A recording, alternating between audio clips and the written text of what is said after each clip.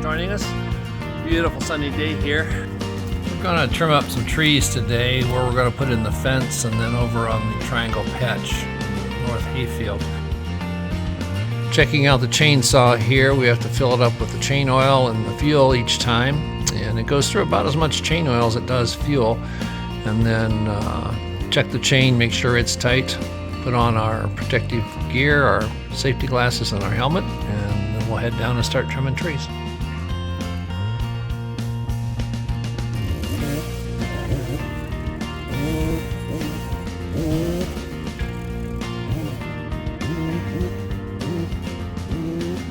We're up at the triangle patch and I'm going to trim this tree up. It's the lower branches. That's pretty good down there. There's one right there. Okay, got this tree trimmed up. We'll take the branches away later. Got this one trimmed up, all those lower branches, and it'll be a good shade tree. We'll put the fence like all the way right through here. So anything grows out below, the sheep and goats will eat it off. Okay, they're down here at the north field, and this is what we got to clear out.